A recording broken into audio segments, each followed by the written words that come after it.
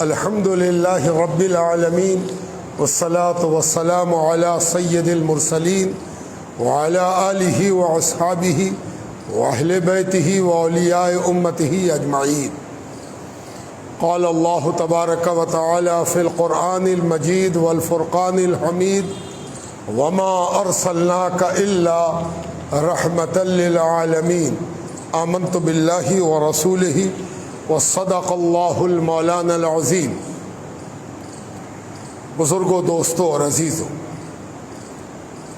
ہم اور آپ ربیع الاول کے مبارک اور مقدس مہینے سے گزر رہے ہیں، اور یہ مہینہ ہمیں اس ذات کریمہ کی باضابطہ یاد دلاتا ہے. یوں تو ایک ایمان والا ہر لمحہ اور ہر وقت نہ تو اپنے اللہ کو بھولتا ہے اور نہ اپنے رسول کو بھولتا ہے. جب وہ اللہ کو یاد کرتا ہے اور اللہ کی یاد میں ڈوبتا ہے تو وہ یہ سمجھ کے ڈوبتا ہے کہ وہ میرا مالک ہے، وہی رازق ہے، وہی کھلانے والا ہے، وہی پہنانے والا ہے، وہی عزت و آبرو دینے والا ہے.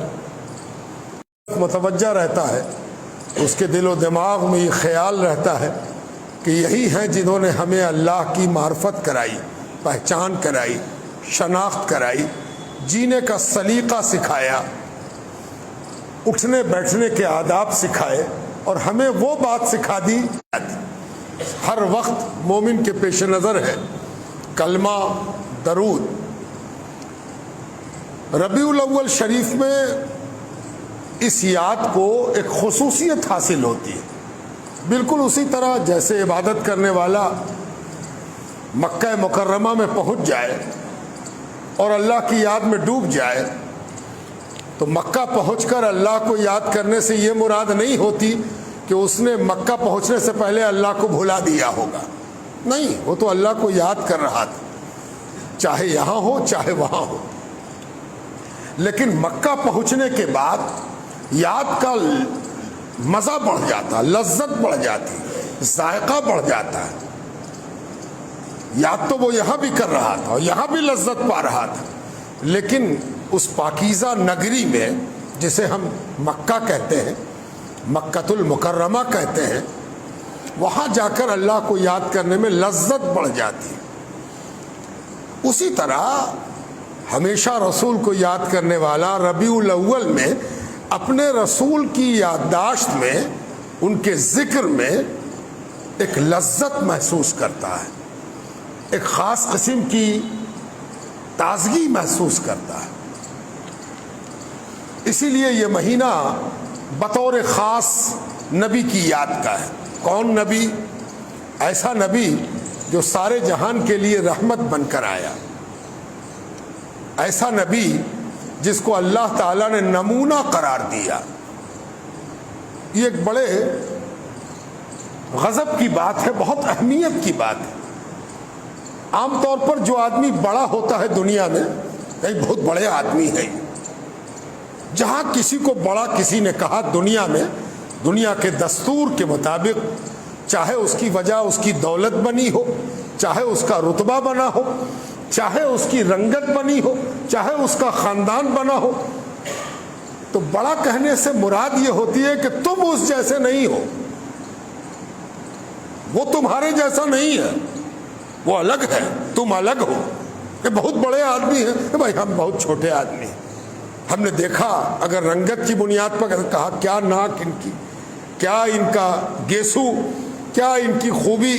اگر رتبہ بڑا کہ بہت بڑا رتبہ ہے بھائی، لاکھوں میں کوئی ایک پہنچ پاتا ہے. اگر دولت بڑی، ان کے پاس تو اتنی دولت ہے کہ ہم لوگ اس دولت کے مقابلے میں کسی شماری میں نہیں. یعنی بڑا کہنے سے مراد یہ ہوتی ہے کہ جس سے تم کو کوئی علاقہ نہیں ہے، کوئی تعلق نہیں ہے، کوئی نسبت نہیں ہے. اب فرق جانیے. آپ سنتے ہوں گے بار بار، اور آپ کا یہ عقیدہ بھی ہے، عقیدہ ہونا بھی چاہیے، کہ بعد از خدا بزرگ توئی قصہ مختصر.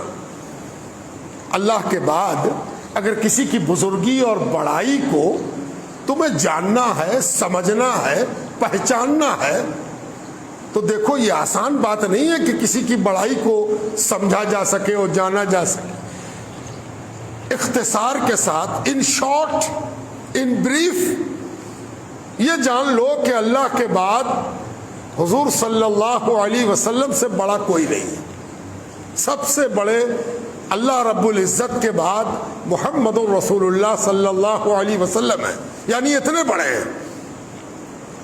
لیکن جب بڑائی تم کو سمجھ میں آ گئی تو ایک بات اور جان لو کہ اللہ تعالیٰ فرماتا ہے لَقَدْ كَانَ لَكُمْ فِي رَسُولِ اللَّهِ أُسْوَةٌ حَسَنَةٌ، یہ سب سے بڑے ہیں، لیکن ان کے اندر تمہارے لیے بہترین نمونہ ہے۔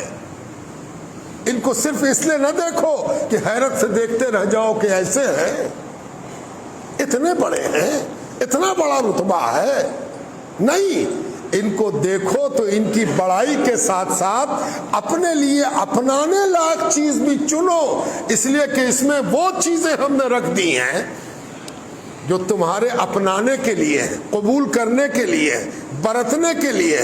یعنی نبی کو دیکھو تو اس لیے دیکھو تاکہ تم بھی ان کے رنگ اور ڈھنگ میں شامل ہو سکو، رنگ سکو۔ یہ ہے نبی کی خوبی، اتنی بڑی خوبی جو سرکار دو عالم کا تخصص ہے۔ اور یاد رکھیے یہ تخصص تقریباً تمام انبیاء کا ہے۔ انبیاء کا جو تصور انبیاء کے بارے میں اسلام نے جو ہمیں سکھایا ہے، ہمارے دین نے، صرف ہمارے نبی کے بارے میں نہیں، 1.25 لاکھ نبیوں کے بارے میں، 1.25 لاکھ نبی، یہ اسلام کی خصوصیت ہے۔ یاد رکھیے اسلام کسی کو مسلمان تب قرار دیتا ہے جب وہ 1.25 لاکھ نبیوں پر ایمان لے آئے۔ آمنت باللہ و ملائکتہ و کتبہ و رسلہ۔ ایمان کب مکمل ہوتا ہے؟ جب کوئی اللہ پر ایمان لائے، اس کے فرشتوں پر ایمان لائے، اس کی کتابوں پر ایمان لائے اور اس کے رسولوں پر ایمان لائے۔ اب رسول کیا ہے، نبی کیا ہے، ان کو جاننے کے لیے سب سے پہلی تعریف یہ ہوگی کہ نبی اور رسول اسے کہتے ہیں جسے اللہ تعالی کچھ ذمہ داری دے کے اپنی جانب سے اس دنیا میں بھیجے، منصب نبوت پر فائز کر کے اس دنیا میں بھیجے، دستار رسالت باندھ کے اس دنیا میں بھیجے۔ مقصد کیا ہو؟ اللہ کی طرف لوگوں کی رہنمائی کرنا، رہبری کرنا، اللہ کی جانب لوگوں کو راستہ دکھانا۔ پیغام لے کے آئے، میسج لے کے آئے، اللہ کا پیغام لے کے آئے، پیغامبر راہ دکھائے، ہادی ہدایت دے کرانے والا، ہدایت پہنچانے والا۔ لیکن ایک بات یاد رہے کہ اسلام نے ہمیں سکھایا ہے کہ جتنے انبیاء اس دنیا میں آئے، جن میں آخری نبی ہمارے نبی ہیں، یہ سارے نبی کیریکٹر کا نمونہ ہے، کردار کی مثال بن کے آئے، آدرش بن کے آئے۔ یہ دنیا کو اپنے عمل سے اللہ کی پسندیدہ شکل دکھانے آئے، ان کا کام ہی یہی تھا۔ کوئی نبی ایسا نہیں ہے جس کے کردار میں کوئی کیڑا نکالے۔ اور یہ بھی یاد رہے کہ یہ میں زور دے کر اس لیے کہہ رہا ہوں، اس لیے کہ جو امتیں دنیا میں پائی جاتی ہیں ان میں سے 2 طرح کی امت ہے۔ ایک امت وہ ہے جس نے انبیاء کے پیغام کو بھولا دیا، انبیاء جو لے کے آئے تھے، کتاب، صحیفہ، میسج، تعلیم، سبق، درس، بھول گئے لوگ۔ نبی یاد رہے، نبی کا پیغام بھول گئے۔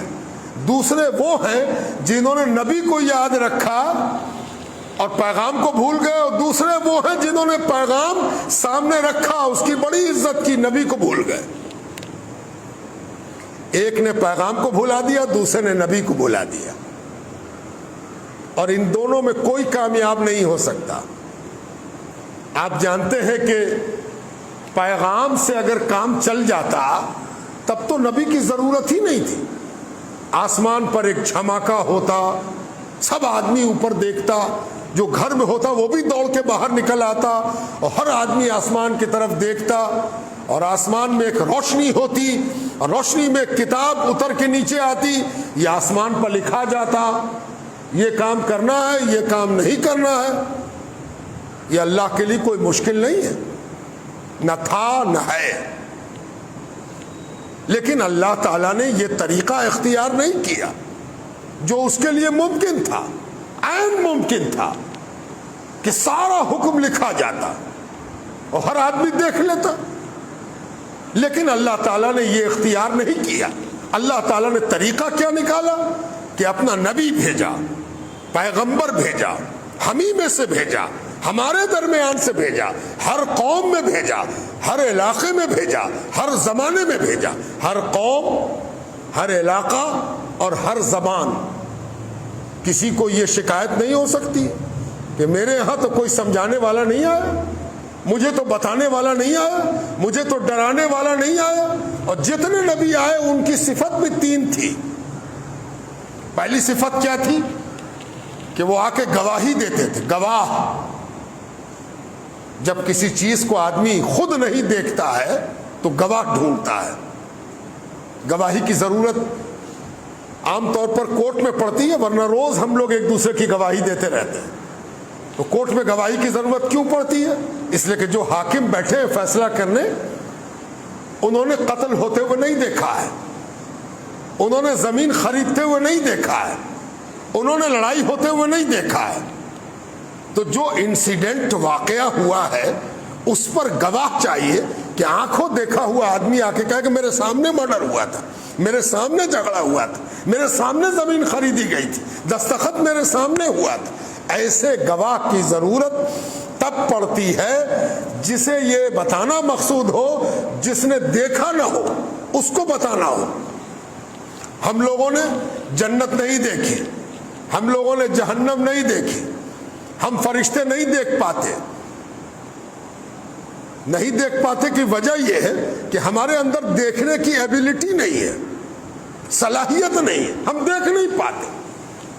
تو جو چیز ہم دیکھ نہیں پاتے اس پر گواہ کی ضرورت ہے کہ کوئی گواہی دے کہ جنت ہے, دوزخ ہے, فرشتہ ہے. اللہ ایک ہے, واحد ہے, وہ سب سے زیادہ قوی ہے, ہر چیز پر قادر ہے, وہ مالک ہے, وہ رحمان ہے, رحیم ہے, وہی جبار ہے, وہی قہار ہے. اس پر بھی گواہ کی ضرورت ہے. تو قرآن کہتا انا ارسلناک شاہدا, سب سے پہلے جو ہم نے پیغمبر کو بھیجا وہ کیا بنا کے بھیجا؟ گواہ بنا کے بھیجا, گواہی دے دیں ہے جہنم ہے جنت. دوسرا مقصد کیا ہے؟ مبشر, مبشر بنا کے بھیجا, بشارت دینے والا, خوشخبری سنانے والا.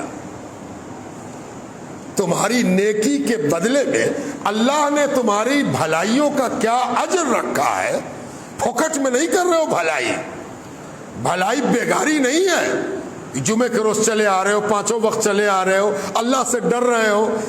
کوئی برائی کر رہا ہے تو کیا کر, ہم کیسے کریں بھائی, ہم تو اللہ کے بندے ہیں, ہم ایمان لائے ہیں.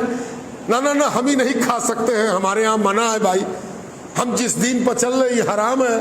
یہ جو چنتا تم کو ستائے رکھتی ہے, یہ چنتا جو تم کو مشکل سے چلنے دیتی ہے, یہ چنتا جو تمہاری رات کی نیند اڑا دیتی ہے کہ کہیں اللہ ناراض نہ ہو جائے, تو یہ پھوکٹ میں نہیں ہو رہا ہے. اللہ تعالیٰ اس کے بدلے میں تم کو کیا دے گا, اس کی بشارت, خوشخبری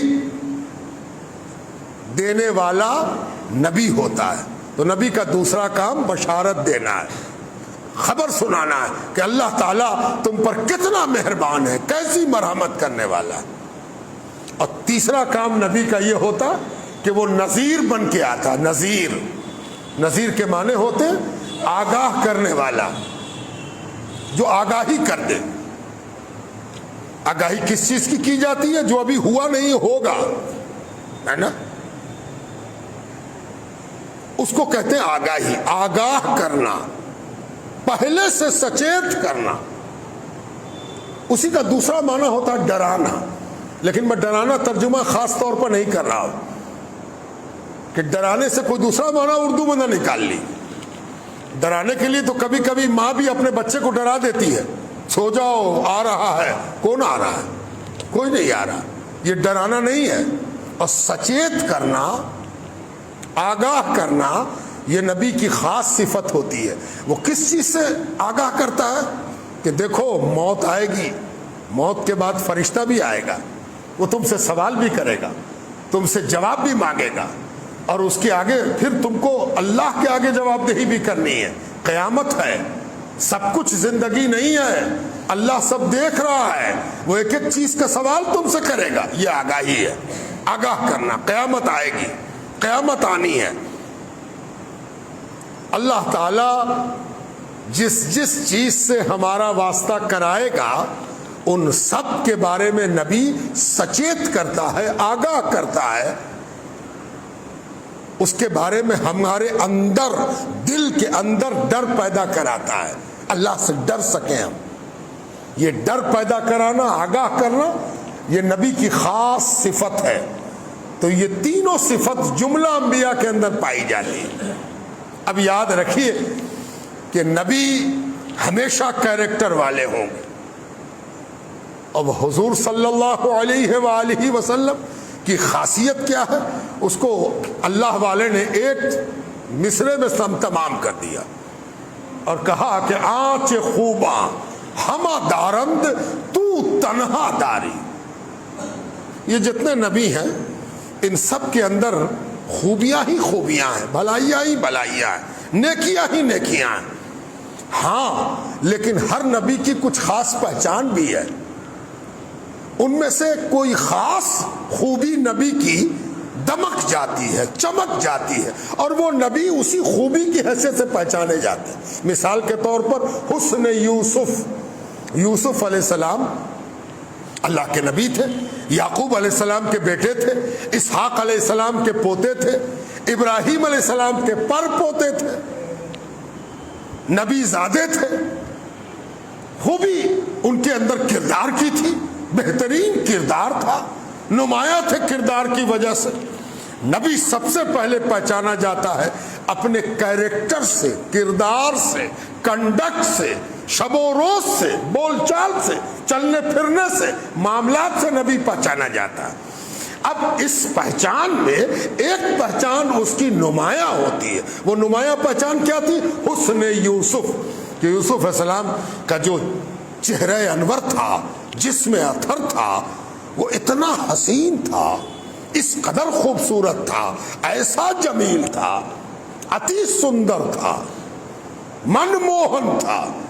جو دیکھ لے ایک بار یوسف علیہ السلام کو, وہ اگر اچٹتی ہوئی نگاہ بھی ہو, دھیان نہ دیا ہو, تب بھی پلٹ کے پھر دیکھے کہ ارے کس کو دیکھا تھا بھائی, ذرا دیکھے تو ہے کیسا, کون ہے یہ, ارے یہ کس کا چہرہ ہے, ایسا چہرہ, اتنا اٹریکشن, اتنا آکرشن.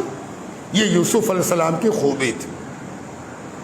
عیسیٰ علیہ السلام کی بھی کچھ خوبی تھی, بہترین کیریکٹر والے, اور ان کی خوبیوں میں ایک نمایاں چیز تھی. وہ کیا تھی؟ دم عیسیٰ. یہ دم عیسیٰ کیا ہے کہ عیسیٰ علیہ السلام جب کسی کو پھونک دیتے تھے, دم کرنا, ہم لوگ اردو زبان میں بولتے بھی ہیں, بال بچے کو لے کے آتے ہیں, مریض کو لے کے دم کر دیجیے, اس کو بھی فارسی زبان میں دم عیسیٰ, عیسیٰ کی پھونک. عیسیٰ جب کسی کو پھونک دیتے تھے, دم کر دیتے تھے, تو اس کی تکلیف دور ہو جاتی تھی, چاہے تکلیف جیسی ہو.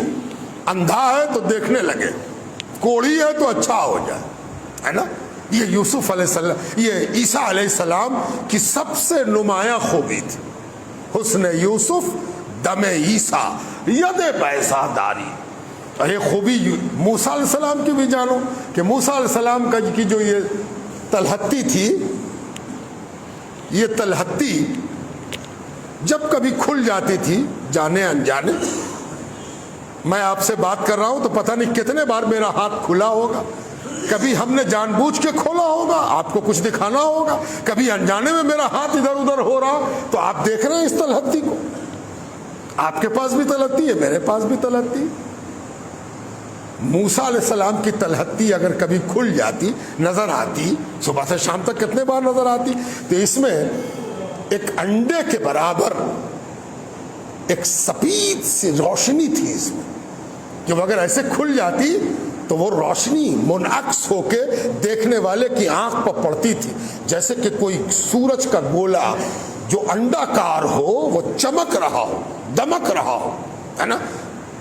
یہ ہتھیلی کھلی نہیں، ہتھیلی کہ اس کے اندر سے روشنی پھوٹتی تھی، جو ایک بار دیکھتا تھا وہ پھر دیکھنا چاہیے۔ کیا چیز تھی بھائی، بڑے زور سے چمکی؟ یہ موسیٰ علیہ السلام کا معجزہ تھا۔ کہنے والے نے کیا کہا؟ حسن یوسف دم عیسیٰ ید بیضا داری۔ یہ جو نبی کی خوبیاں ہیں، آنچ خوبا، یہ جتنی خوبی تم نے سنی اور جتنی خوبیاں تھیں انبیاء میں، آنچ خوبا ہمہ دارند تو تنہا داری۔ یا رسول اللہ، یہ جتنی خوبیاں جو نبیوں میں پائی جاتی ہیں یہ سب آپ اکیلے رکھتے ہیں۔ آپ کی ذات پاک کیا ہے؟ آپ کی شخصیت متبرکہ کیا ہے؟ یا رسول اللہ، جو خوبیاں نبیوں میں بکھری ہوئی ہیں، منتشر ہیں، چھیٹی ہوئی ہیں، یہاں حسن ہے تو وہاں دم ہے، اور یہاں ید بیضا ہے تو وہاں عصا ہے، یہاں داؤد کے ہاتھ میں، داؤد علیہ السلام کے ہاتھ میں لوہا موم ہو رہا ہے، یہاں سلمان علیہ السلام کی بادشاہت ہے، ابراہیم علیہ السلام کی خلت ہے، آدم علیہ السلام کی صفا ہے۔ یہ سب بکھری ہوئی جو خوبیاں ہیں وہ سب جہاں اکٹھی ایک جگہ جمع ہو گئی ہیں۔ ہما دارند تو تنہا داری۔ یا رسول اللہ، وہ ساری خوبیاں تو آپ کے اندر جمع ہو گئی ہے نا۔ تو ہم اس نبی کے پیروکار ہیں جس کے اندر ساری خوبیاں جمع ہو گئی، اور اس نبی سے تعلق ہے اس ربیع الاول شریف کا۔ کون نبی؟ جس کی تعریف کرنے کے لیے مسلمان تو بعد میں پیدا ہوئے، سب سے پہلے وہ تعریف پر مجبور ہوئے جو مسلمان بھی نہیں ہوئے تھے۔ آپ کو معلوم ہے کہ سرکار دو عالم نے جب پہلا خطبہ دیا، پہلا خطاب کیا، وہ یادگار خطاب کب کیا؟ اپنے جی سے نہیں، اپنی طبیعت سے نہیں، جب سرکار دو عالم کو جس نے بھیجا ہے اس نے اجازت دی، اس نے حکم دیا، اور حکم بھی کس تیور میں دیا؟ کہا گیا یا ایھا المدثر، اے چادر اوڑھنے والے، ہے نا۔ یہ بھی ذرا خطاب دیکھنے کے لائق ہے کہ اپنے رسول کو اللہ سبحانہ تعالی کس خوبی کے ساتھ مخاطب کر رہا ہے۔ ممکن ہے کہ آپ کی نظر کسی پر نہ پڑے کہ بھائی یہ آدمی گمچھا اوڑھے ہوئے ہے، یہ آدمی پٹا رکھے ہوئے ہے، پتہ نہیں کتنے لوگ پٹا رکھے ہوں گے، کتنے لوگ گمچھا رکھے ہوں گے۔ آپ کا دھیان اس لیے نہیں جاتا کہ آپ ایک تو اس شخص سے محبت نہیں کرتے کہ آپ اس کی ادا پر آپ کی توجہ بھی ہو جائے، دوسرے یہ کہ کوئی ضروری نہیں ہے کہ اس کا گمچھا، پٹا، رومال، چادر، کپڑا رکھنا اس کے حسن میں دوبالا کرنے کا معاملہ بھی ہو۔ وہ ہے گمچھا رکھے ہوئے، ہوگا اس کے پاس گمچھا۔ یہاں معاملہ دوسرا ہے۔ اللہ تبارک و تعالی اپنے نبی کو ان کی ایک خاصیت کی پہچان کے ساتھ یاد کر رہا ہے۔ سرکار دو عالم صلی اللہ علیہ وسلم اکثر و بیشتر ایک چادر، ایک کپڑا رکھا کرتے تھے جس کو اپنے جسم اتھر پر رکھ کر اوڑھ لیا کرتے تھے۔ آرام فرماتے تو اس میں بھی بغیر چادر اوڑھے نہ لیٹتے، اپنے بدن کو ڈھانکے رکھتے۔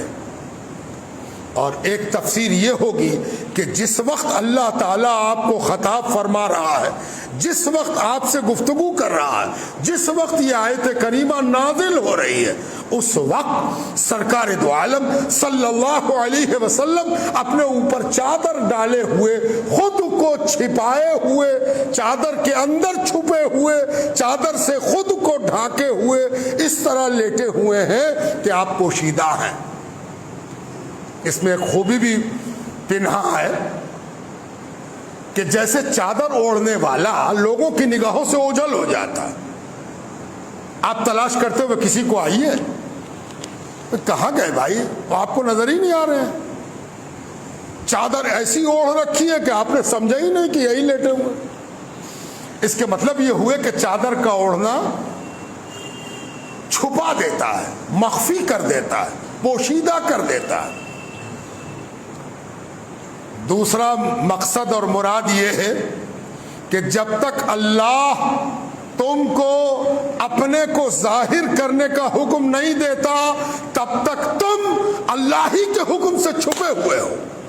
यानी अभी तुमने वो चादर ओढ़ रखी है जो अल्लाह के हुक्म की है कि अभी जाहिर मत करो, अभी छुपे रहो, अभी मख्फी रहो, अभी तुमको जाहिर नहीं करना है कि तुम हो कौन, तुम्हारा मर्तबा क्या है, तुम्हारा रुतबा क्या है, तुम्हारा मकाम क्या है, तुम्हारी ड्यूटी क्या है, इसको तुम पोशीदा रखो। तो मुराद क्या होगी कि ये कपड़े की, धागे की, ऊन की चादर मुराद नहीं होगी।